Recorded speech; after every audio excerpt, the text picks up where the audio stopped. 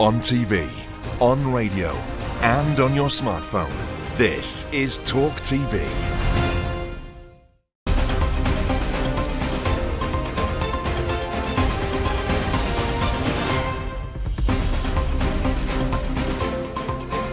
Good evening and welcome to First Edition. I'm Robyn Dwyer. On the programme tonight, as the NHS marks its 75th birthday tomorrow in the worst shape in its history, experts say now is the time to accept that parts of the health service should be privatised. And we explore the vile trade in puppy farming amid fears a government U-turn on animal welfare is making the problem much worse. Plus, at 10:30, we'll have a full review of tomorrow's newspapers with Tuesday night's panel, which is Labour MP Jess Phillips, who will be telling us all about that Twitter row with head teacher Catherine Birbalsingh. And also joining us is a Tory peer, Lord Ed Vaizey. Thank you for joining us today.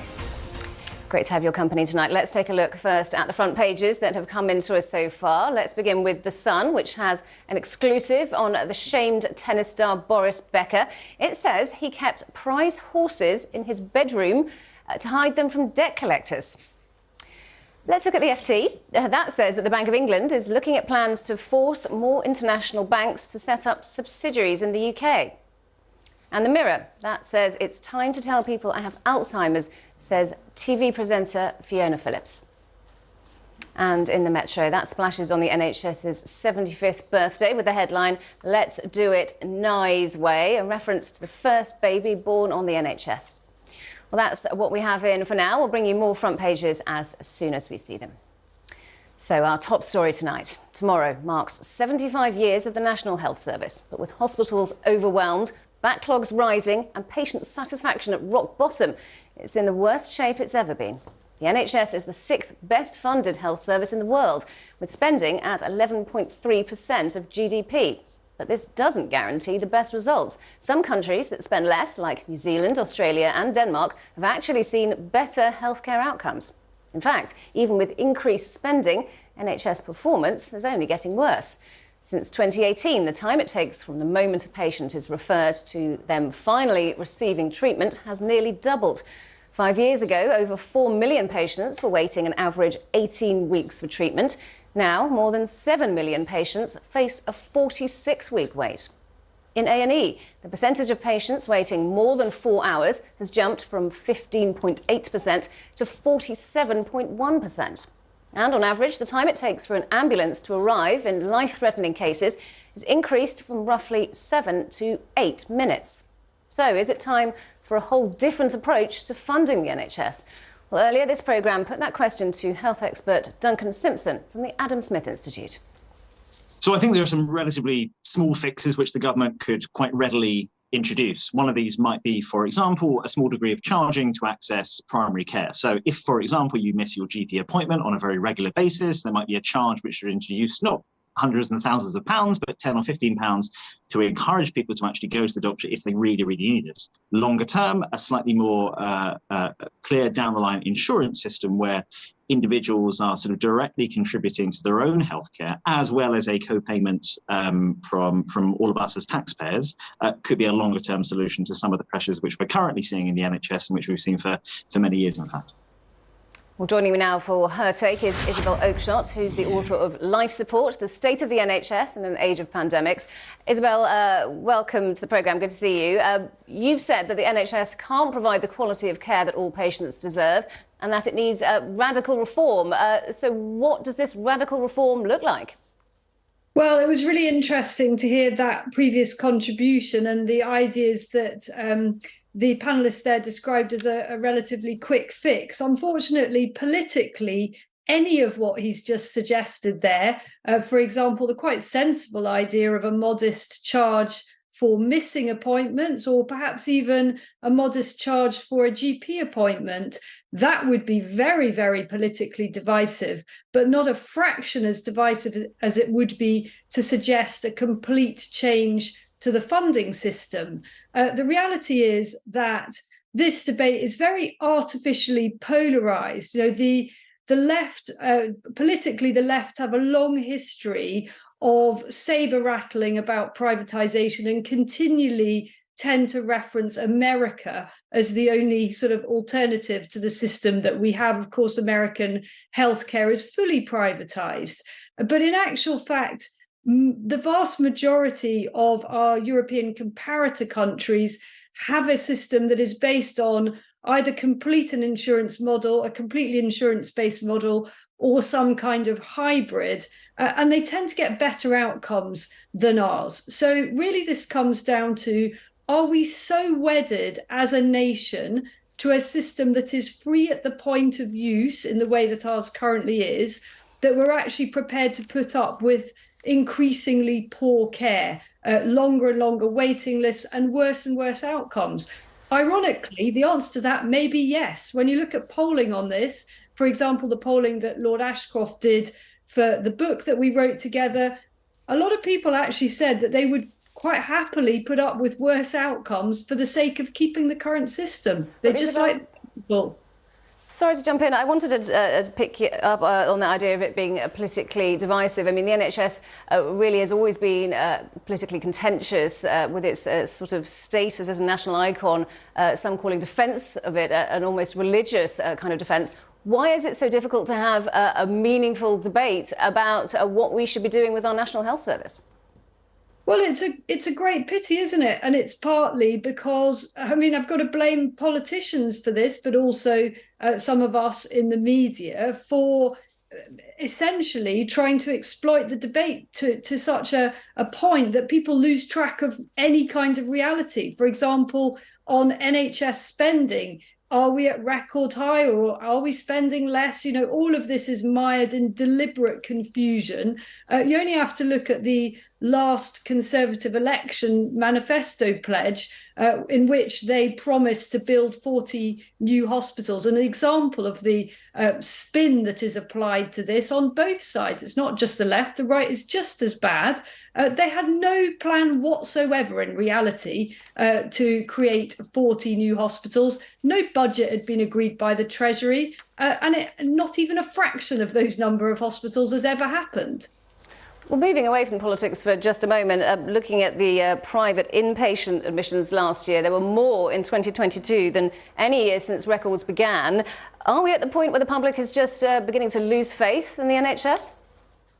Well, that's a really important point, because the founding principles of the NHS were that anybody, no matter whether they were rich or poor, what their background was, they should have equal access to the same standards of care. Now, that hasn't happened for a long time, not because of people's income, but because there are huge disparities between the quality of care and what's on offer in one geographic area to another. But what we're now seeing is so many people who can ill afford it using their savings, their life savings, in order to access the treatment they need in a timely fashion. So essentially, we already now have a growing two-tier system whereby people are having to dip into their own money, perhaps they're having to sell things, whatever it takes, because waiting lists have become so catastrophic. You know, there are tens of thousands of people who have waited over 18 months for treatment. That isn't any kind of healthcare system that should be on offer in a country as wealthy as Britain. Isabel, good to talk to you. Thank you for joining us. That's Isabel Oakeshott. Thank you.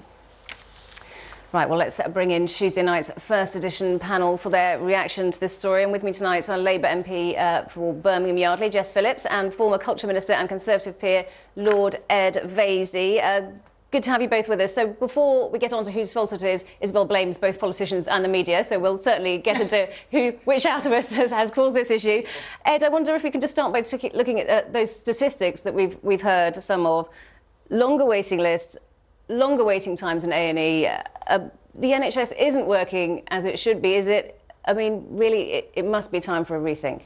I certainly think it's time for a rethink. I've thought it's time for a rethink for many years, and I was very happy with the NHS under Tony Blair, but I was happy for a particular reason. When I was a constituency MP, he introduced these things called independent treatment centres, and they were run by private companies and they carried out NHS operations. And in my own constituency, they got rid of the waiting list for cataract operations, and they were driven out by the health unions and the vested interests who couldn't bear the fact that these private companies were rampaging through the waiting lists, and they said they were cherry-picking the easiest operations and undermining doctors' training, all of which was complete nonsense. I do believe in the sacrosanct principle that people should get free healthcare regardless of their income. But what I think is completely bizarre about the NHS is that we seem to think that the NHS should be the only organisation that provides that care. And if we can get out of that mindset, I think we can make real progress. And Jess, you're nodding at the sort of founding principle, if you like, of healthcare being free at the point of use. Labour may consider itself somewhat the party of the NHS. Quite. It wants to make it bigger, better, put more money into it. But I wonder if perhaps having this idea of it as being a great British institution is perhaps getting in the way of what could be a radical reform that may well be what it needs. Look, I don't think anyone's running away from the idea that it needs radical reform, or that there is a different provider basis that could be used within the NHS, a bit like Ed talked about. Although I think if we look in other areas of big public sector spending, such as prisons, and let's face it, last week, the water companies, it's not always that private providers are offering, and they often have to be bailed out by the state. But I am not ideologically against it, and I just want the outcome for basically the people in my constituency and my own family, many of whom are currently dwindling on waiting lists. But it does need some fundamental reform. I don't think that actually this massive, brilliant institution that we all love and we clap, and actually I don't think we can do anything to undo that. It's as close to a national religion as we have in our country, and actually that's a cultural thing I don't think that can be undone. And some of what Isabel said about how people are willing to carry on with the same system even if it means worse outcomes shows some of that sense of religion. But that we don't actually use this sort of brilliant national state system, for example, in really good biotech research. We have this real asset in life sciences and things that sometimes I think we miss out on, making it sort of earn itself other than just in treatment. So there's lots and lots of reform that could be done. And I don't think you'll ever undermine, no politician ever is going to stand on a stump and say that it shouldn't be free at the point of delivery. We've got to change the system. But I mean, I don't believe in co-payments, and I think what people like Isabel Oakeshott and your earlier guests were talking about, I think is slightly a hiding to nothing. I think the bureaucracy to administer those kind of things would dwarf kind of the income the NHS generating. But we must have come to a point, your statistic about us being the 6th highest spender in the developed world on healthcare, we must have come to the point where we realise simply writing a bigger and bigger cheque every year, it's gone from being a quarter of taxes to about 44% of taxes, is no way forward.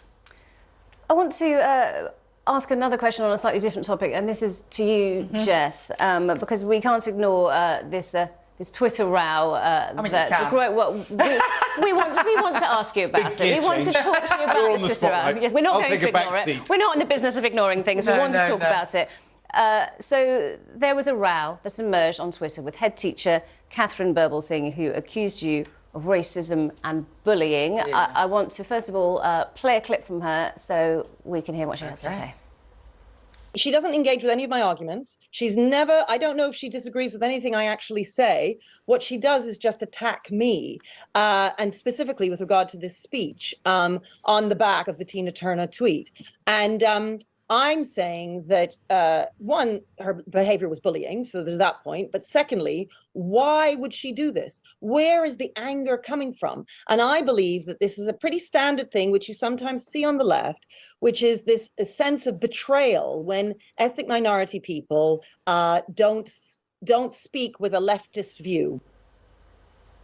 What's your reaction? I mean, I just, obviously I don't agree with her. I mean, the tweet that she put up, and I don't even need to defend myself in this. There's plenty of people who have taken to Twitter and roundly disproved every single claim that she made in her letter to Keir Starmer, which genuinely, I was like dancing at a music festival all weekend, and so there was no internet signal, and so I largely missed the entire furore, I'm pleased to say. Obviously, I dispute what she is saying, but the idea that I hate her because of some reason, I don't hate her. I didn't like the speech she made at the NatCon conference, as well as thinking it was bizarre, the same way many of the at that NatC conference, I think was the shortening of it on Twitter, the NatCon conference. I didn't like any of them, and I critiqued lots of them. Many of them were white men who I critiqued, many of them, unsurprisingly. And so, yeah, I'm not entirely sure what... I mean, she sort of backtracked throughout the week. She's toured the studios and backtracked throughout the week. People keep sending me updates of what she's saying on Twitter, but... you know, I feel no ill will, particularly towards her. I thought she did a stupid thing on Twitter, and I pointed it out.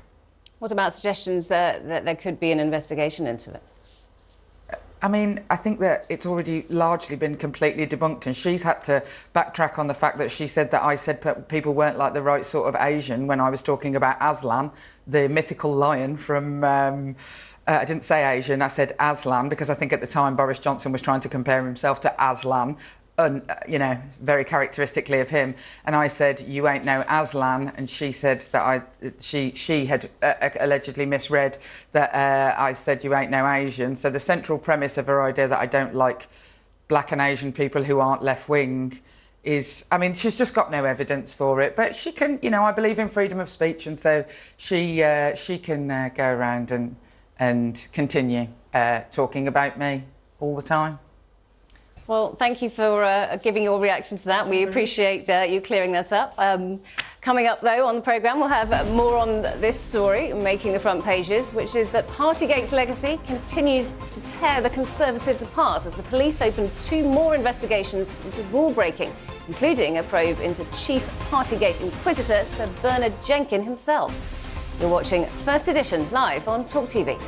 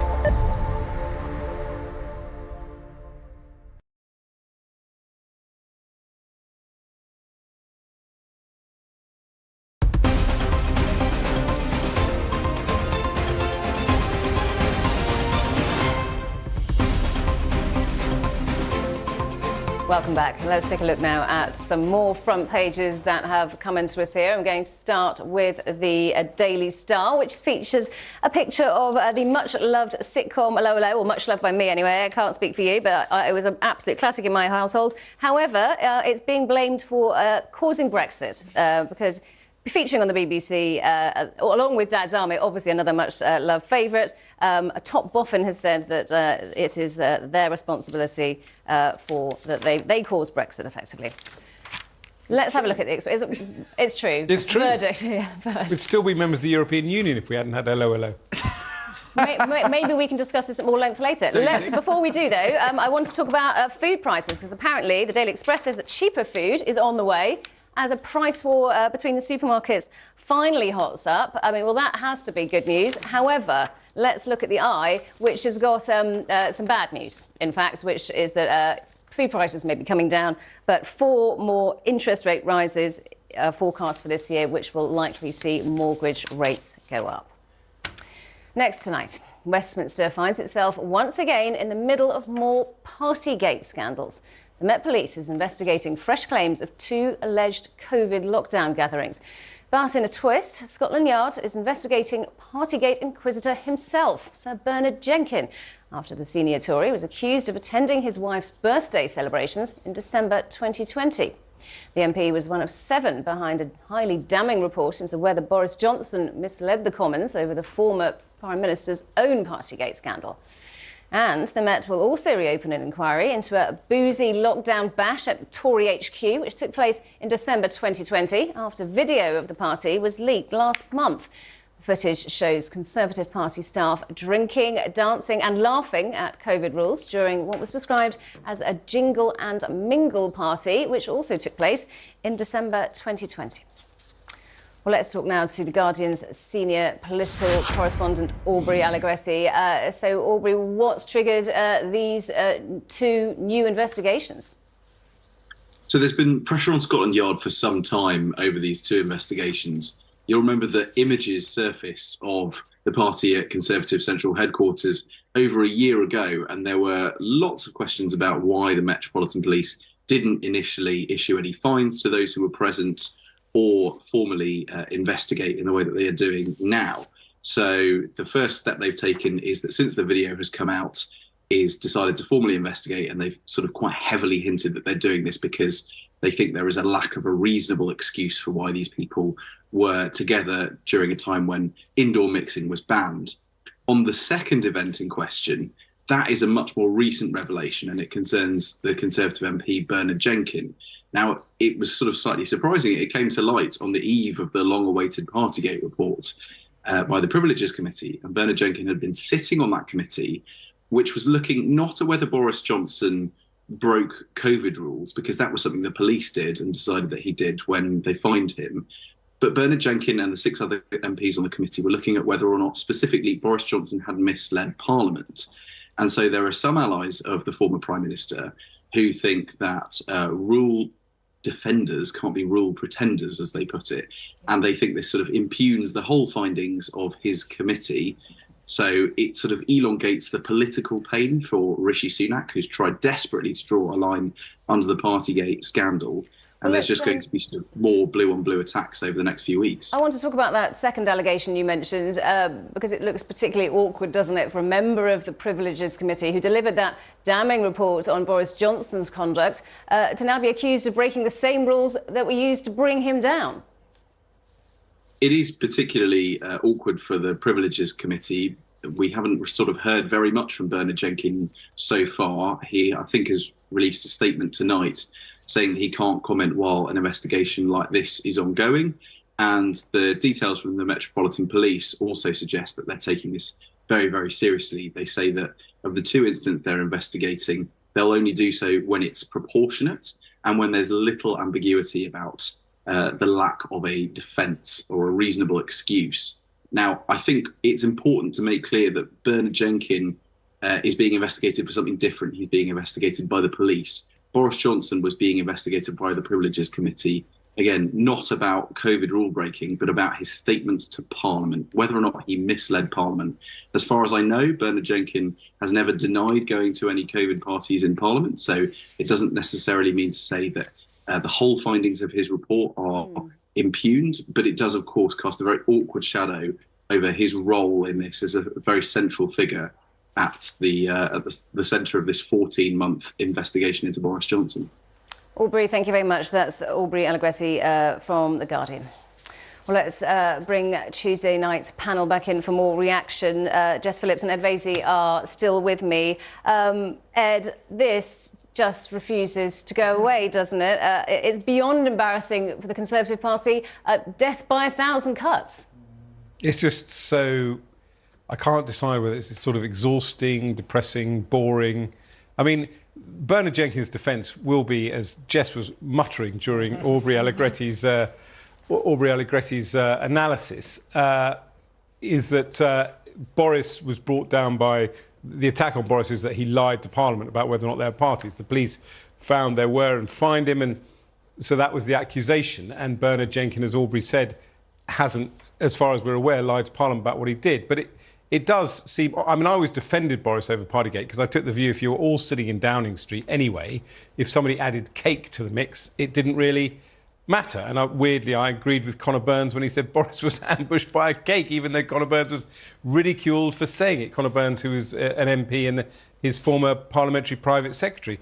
But it does seem odd that, you know, I can't just... If it did happen, people gathering for drinks during lockdown for the specific purpose of having drinks struck me as a very odd thing to do. So it's interesting, you know, it's unhelpful for poor old Bernard Jenkins, who sat on this committee that's meant to be above reproach, to now be under this investigation, even though it's not the same investigation that Boris was under. Well, I want to quickly show the inside page of The Sun, which describes Bernard Jenkins as a Bojo's arch enemy. I mean... Boris will be popping the champagne. I mean, if we're going to carry on the party theme, I mean, he's bought a house in my old constituency, ironically. It's a big mansion. And no doubt that if we walked up the drive tonight, we would hear the popping of champagne corks, because I think it's become highly personal between Boris Johnson and the members of those committee, whether they were Labour or Tory, in fact. So there's no disputing that he attended the party, but the question is whether the party should have happened in the first place under COVID restrictions. Presumably it shouldn't. Jess, would you have gone to a party under these circumstances? I mean, I don't actually know what the mingle and the jingle and mingle seemed relatively obvious. I think the crime there is calling it a jingle and mingle party. I mean, that's just a slam dunk fine. I have to say, none of these parties seem like parties I would actually want to attend. So it would have to get over the first barrier of me wanting to go. But look, I think that it's sort of entirely those braces, Jess. Come on. I should just say, Bernard hasn't admitted to attending the party. Apologies, that was my mistake. But no, if there was a party on at that time, knowing that parties should not be taking place, you just wouldn't have taken the risk. You couldn't. I mean, I remember during the clapping, which was also on Bin Day, where I live, and people would start to walk up my drive. My neighbours would start, because we'd be like clapping, and they'd like walk over, and if they stepped a foot onto my property, I was like that. Get away! But I mean, to be fair, it was his wife's party. If a man can't go to his wife's party, no, but your wife can't have a party. If it's just the two of them, crack on. Crack on. We'll be talking about the red wine later, won't we? But listen, no, I mean, the point was that the reason they got Boris over Partygate was that the rules were you couldn't gather unless it was for work purposes. So the fines were based on the assumption that having wine at an event where you were working was a party. I happen not to agree with that because I thought people were working in the same building. But I think it's quite hard to justify meeting for the purpose of drinking wine to celebrate something if you're not actually meeting to discuss something where you've got work to do. That's the point. So clearly this is not the first incident we've talked about in relation to politicians, in relation to COVID restrictions. Why do politicians have such a hard time with flouting the COVID rules? Look, I think that the issue is probably that politicians flouted the COVID rules as much as most ordinary people, except that politicians wrote them. And that is the difference. We are held to a higher standard, and as we should be. And we wrote them and we asked people. And the thing about Boris Johnson is that he constantly was every night on our television saying, you know, wash your hands, sing happy birthday, it's very serious, like it's very serious, you can't do this, sorry, I'm sorry you can't go to the hairdressers, and like, you know, like it was really clear. So that, you know, I imagine lots of people in the country, like, you know, got together and like walked in the park together or whatever it was. But it is different, like when it's the cabinet who made the rules. Well, look, they're under much greater scrutiny. If you rang up the Sun and said, "I've got a text here from Joe Bloggs inviting people to his socially distanced birthday party," the Sun would say, "Thanks very much, we've got better things to do with our time." So I've got a text here from an MP inviting you to their socially distanced birthday party. They say, "Thanks very much. Have you got any more?" So they're under more investigation. Jess is right that they made the rules, so therefore one had to adhere to it. And the third thing is, frankly, they have the opportunity because, again, you know, Parliament did sit. People attended Parliament, albeit socially distanced. It was felt important that Parliament physically carried on meeting. So after you've, say, been in the chamber, 6 people in an office opening a bottle of wine doesn't seem such a heinous crime at the time. Well, Partygate rumbles on, yes, it looks like. Pile in on me. OK, I want to move on now to another of our stories tonight. Vile puppy smugglers have seen a boom in trade since legislation which would have clamped down on them was axed in a government U-turn, experts say tonight.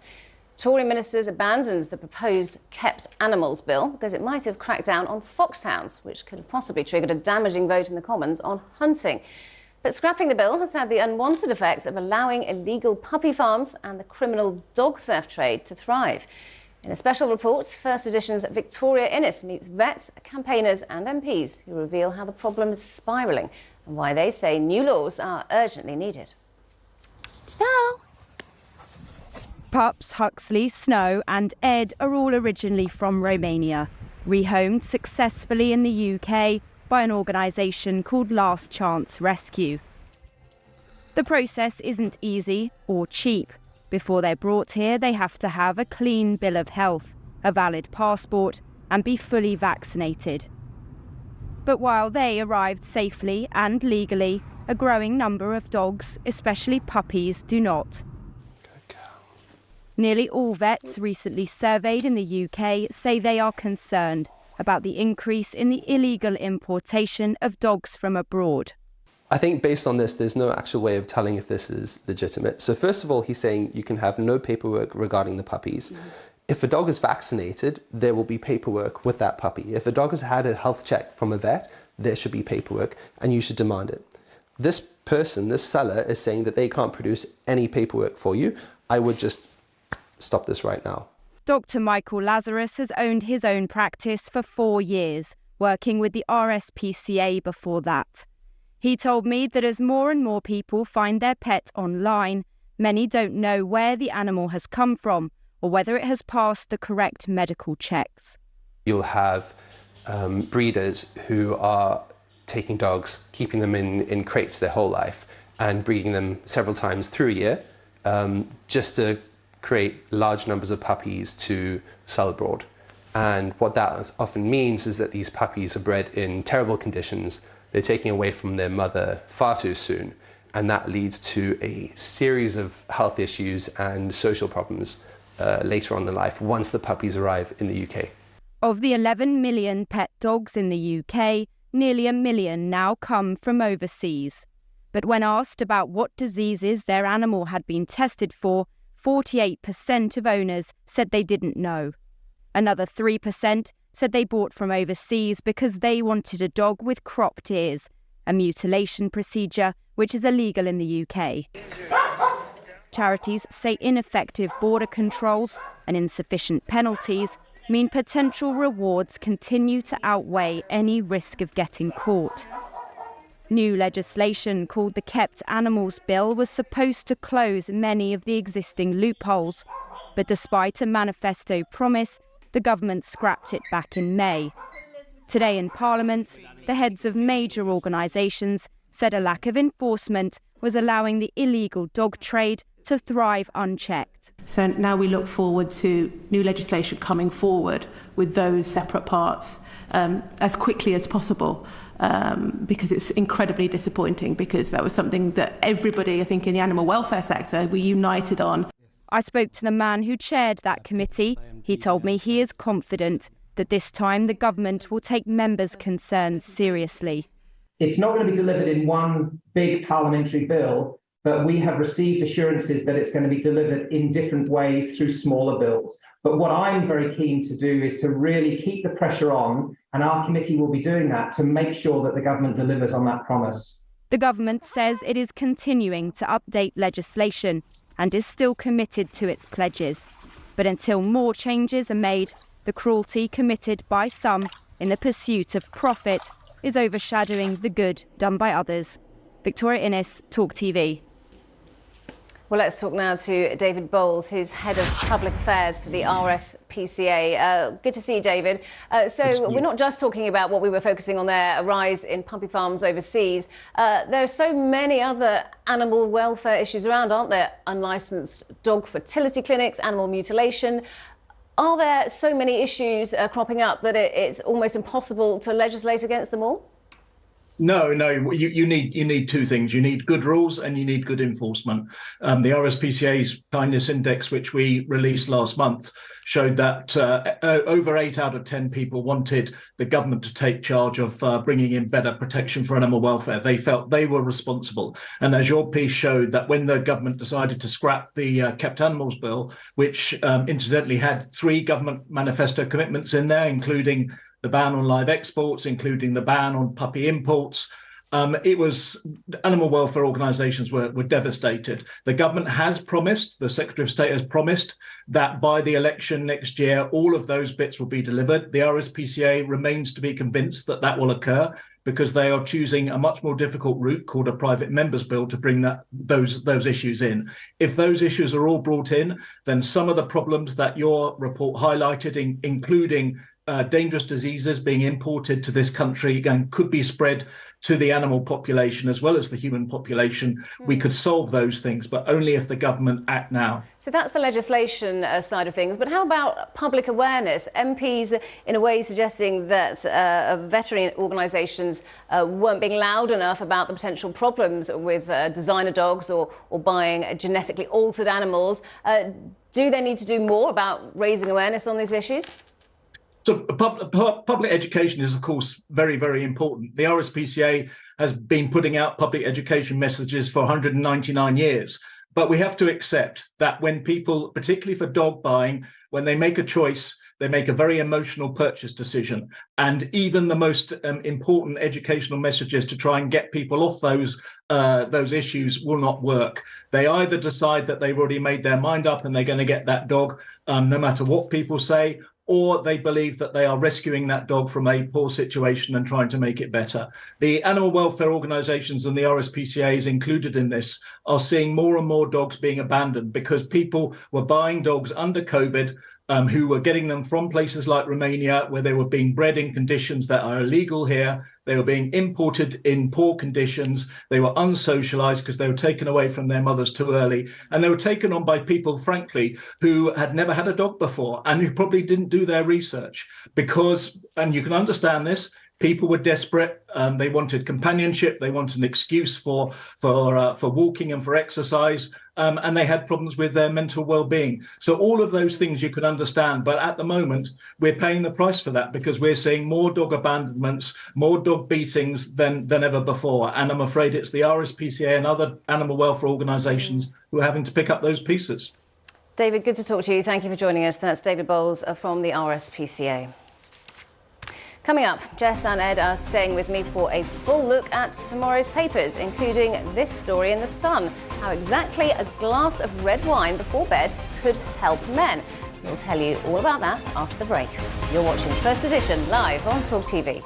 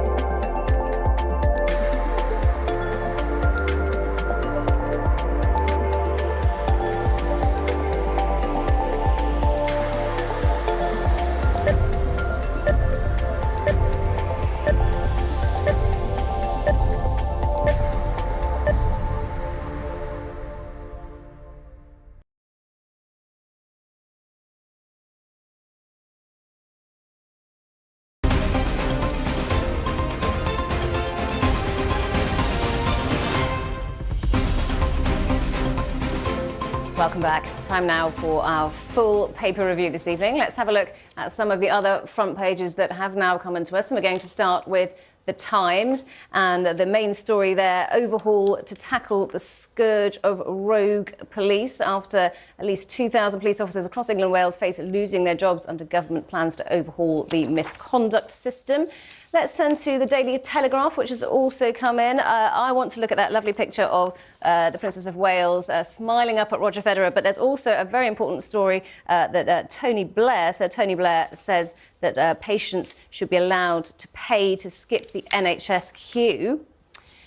And then we have The Guardian for you. I think that's Andy Murray there, after doing well at Wimbledon today. The main story is that the UK is ready to drop its £11.6 billion pledge for a climate fund.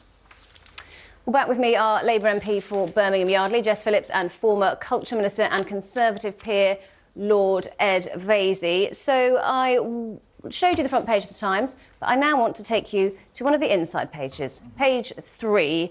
And we've already talked about a classic of televisual history, In a Lower Low.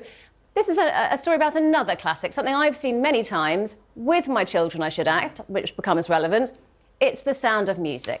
So Sound of Music, wholesome family musical, you might think, but oh no. A trigger warning is to be added because it features scenes about Nazis. Has this gone too far, do we think? I mean, Hello, Hello also featured Nazis, so, this is also true, yes. you know... and it had pro-Brexit themes. Hello, hello. But I mean, I can't believe how irresponsible you are putting your children in front of this Nazi Well, can I just film. say that before, I'm going to just tell you my story about this now. So I did watch it with my daughter when she was quite young, and she said to me, what's going on here? What's the Nazis? And it was really good. You know, what do they call it? A teachable moment. Yes. So we had a discussion about it. Yeah. And actually, I feel like rather than warning people against things, why not allow it and maybe then use that as a platform to talk about things? That's gone too far. I mean, what is the mindset? I mean, I always used to think a lot of the, you know, I'm a great defender of regulations because lots of Tories go, get rid of all the health and safety regulations. But one of the things I'm against is that you put regulations in the hands of idiots. And normally it's lawyers who want to avoid all risks. I mean, is there a lawyer sitting at the Chichester Festival saying it's very important in case somebody gets triggered that you have a warning on the... I think that having a warning on The Sound of Music is quite redundant because I feel like everybody knows the story. It's not like it's not new news that there are Nazis in The Sound of Music, is it? Like, you know, like... I mean, I feel like maybe it should have trigger warnings for other people who might like wander into The Sound of Music and not realise it's like musical theatre. My husband would need a trigger warning for that. So, you know, I look, if it doesn't hurt anybody to do it, but it does seem a bit onerous. Like, I can understand it, actually, in cases where there's going to be... Like, I actually appreciate it personally, a trigger warning when there's going to be scenes of sexual violence in a TV programme. I appreciate it because the work that I do means I actually find it quite difficult to watch the visualisation of it because it becomes like I see the people that I deal with all the time and I want to see them as people, not the thing that happened to them. So I do look away from that sort of thing, and I don't not watch it, but I do appreciate being told. I mean, it's the Sound of Music is literally the tamest TV. That is a fair point, actually. Just to row back, which is you know, first of all, we got used to seeing on films when you're going to sit down and watch the family, you know, scenes of a sexual nature, whatever. I think that's appropriate for parents to kind of know that, and good ratings is a good thing, so parents know what the content is like to be. I went to see A Little Life in the theatre, which is a very, very graphic adaptation of the famous book. And that contains pretty very unpleasant scenes, and it's fair enough to tell the public, you know what you're buying your ticket for, don't you? There are absurd examples, and I can never remember whether this was a joke. There was a play that we actually had the director on my Times radio show where they had a warning about climate change. I think it's because the play featured two old duffers who were going to be sort of rude about climate change. Dear, mild peril about climate change. that is ridiculous. Can't be exposed to that. Yeah. I want to take you back to the Daily Telegraph and that very important story in very tiny writing on the front page. Let patients pay to skip NHS queue, says Blair. So we were talking earlier about you heard it here what first. to do to fix the problems that are demonstrable in the NHS. And so Tony Blair says we should let patients pay to skip the queue. What do you think, Ed? Well, I mean, it's exactly what I'd expect him to say, because as I say, under the last Labour government, there was the introduction of private providers providing NHS services. Now, whether he means that you can... the Tories years ago used to toy with this voucher scheme where you would take effectively money and use it as a voucher to increase competition. So you could go to different providers, but with taxpayers' money, effectively your money, and say, here's the money for my hip operation. I want you to carry it out. Whether Tony Blair is talking about a top-up system, which Isabel Oakeshott was talking about earlier, I don't know. That's quite complicated. But it's quite obvious to me, anyway, that some kind of public-private provision needs to be introduced. But a two-tier system, those who pay more the thing is, people already do faster treatment. Yeah, people already do jump the queue. And you know what? I used to be quite moralistic about this, and at the moment I genuinely think, who could blame them? My friend, who is a cleaner by profession, she had carpal tunnel and she was waiting like years and basically was never going to get the operation, and so she paid to go private, and those doctors will be NHS doctors, don't forget. It's not, there is already an option to do that. Because she couldn't work, it was starting to affect her work and costing her money, and so she spent money to do it. So actually, the way that the NHS is at the moment, I'm no longer moralistic about it, because I think, you know, people have to make the decision that's best for them and their families, and who can blame them. But I don't want to see any form of two-tier system where the richer you are, the quicker you get seen. I just don't like that. I want to segue nicely from the NHS into the obesity crisis, which apparently is being made worse by this poster that we can see featuring a cake. This poster featuring a cake had to be scrapped because the fear was that it was worsening the obesity crisis by basically saying cake is good. And I mean, really, cake is great. Yeah. I'm not brooking any argument on that fact. But the people who did the advert had to scrap it and pay to have a new one. You know, it's quite interesting. So I'm getting sort of more and more nanny state about ultra-processed food and all this sort of stuff. Yeah. So I kind of agree with things like the sugar tax. But one of the things I actually opposed was the government's proposal to ban what are known as junk food ads. So you couldn't see an advert for, say, a fast food chain when you watched commercial television. At the moment, it's banned from children's TV anyway, but at any time, which I thought was going to cost the broadcasters a lot of money and have a big impact on our TV industry. And I was kind of treated like a pariah by my friends who campaign against obesity. And this is an example, again, of kind of crazy regulations going wrong, because there is a ban. Sadiq Khan introduced it, a ban on fast food ads on the tube. Yeah. And clearly, TfL, Transport for London, Sadiq Khan's transport authority, has said that cake represents fast food. You can't have it on your poster. I can't hear a word against cake. I'm almost taken aback. I mean, you know, I'm pro cake. I'm very pro cake. I don't. Are you pro cake and eating it? I am pro cake and eating it. I'm going to have my cake. Even if I was ambushed by a cake, I would be. I'd be into it. Yeah, to be ambushed by a cake. Should anyone wish to ambush me currently with a cake, I would eat it. Look, I think that the thing is that you know that Ed is right. There is all sorts of things we should be doing to end ultra-processed food. By the way, cake isn't ultra-processed food, actually.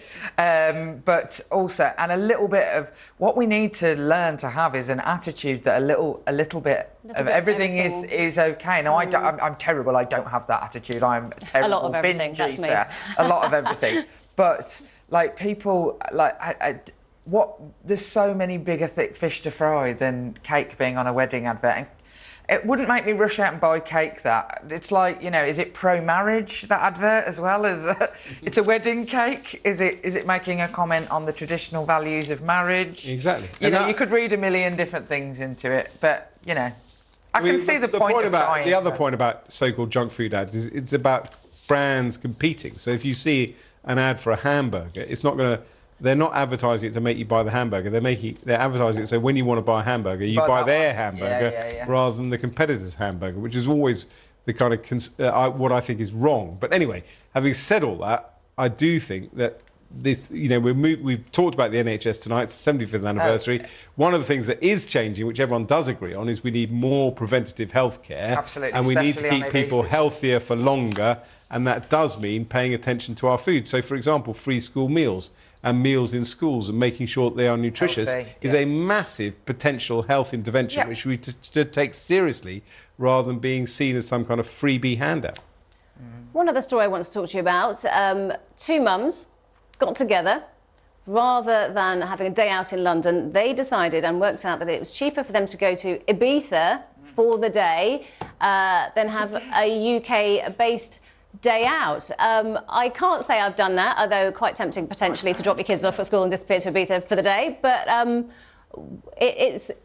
does that say quite a lot about how expensive it is to live here and to have days out about here? Train prices. You can now have a go at privatised trains. Train companies. I'll do that up for you. I mean, I think that where do you start? It is excessive the amount it costs. It's excess. I mean, not even just the transport. My kids were down in London on Friday. We were going to a friend's wedding.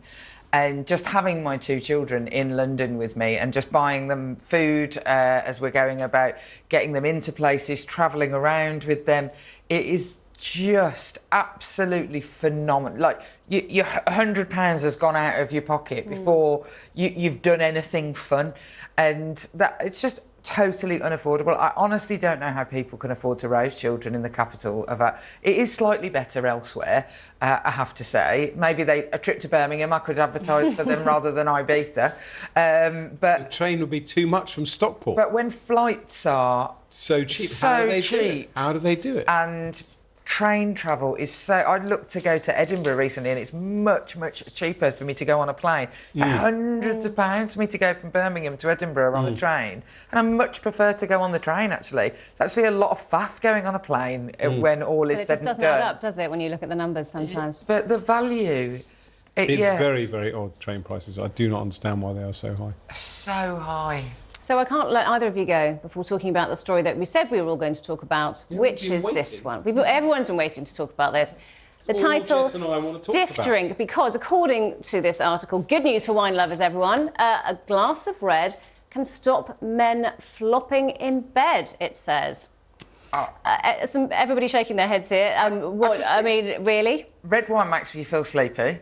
We're not talking about you, Jess. Well, I mean, I don't think. I think the man has it, not the woman. I might be wrong. Or is it if a woman drinks a load of red wine, it's a better experience? I can get on board with being the news story. But I will never. I recently had my cholesterol tested, and it was high, which I am, now trying to bring it down. And one of the things you should drink is red wine and dark chocolate. And my husband said, by tomorrow, that advice will be different. The amount of things that red wine is apparently some sort of panacea for, and then the next day it's a carcinogen. I absolutely love the newspaper's obsession with red wine and dark chocolate and acai berries or whatever they're called, superfoods. Red wine is a superfood, though. I mean, we can get on board with that, right? No doubts. I think that red wine probably is just for red wine's sake is enough for it to do, rather than it being like a health. But it's worth a go, isn't it? Glass of red wine. Definitely. I'll come back tomorrow and tell you how it went. I'm not sure I want let's call it a blow report on that. Careful what you're saying here. But, I think we're pretty... no, I definitely don't. Whenever I go on this show, we end up talking about... With Jess, we always end up talking about sex. The last time we were on this show together... It was about sex. In the morning or something. Yeah, that's it. It's unbelievable, isn't it? They do it deliberately, don't they? Yeah, they want. Well, everyone wants to hear about sex and red wine. I mean, don't they? They're two good things. Absolutely. And cake. Cake. Cherry on the top there. Classic trio. Well, thank you so much for joining me. Great to see you, Jess Phillips and Ed Vasey. Great talking to you, as always. Well, that's it for this edition of First Edition. Thank you for watching. We will be back at the same time tomorrow evening. But for now, from all of the team here, wishing you a very good night.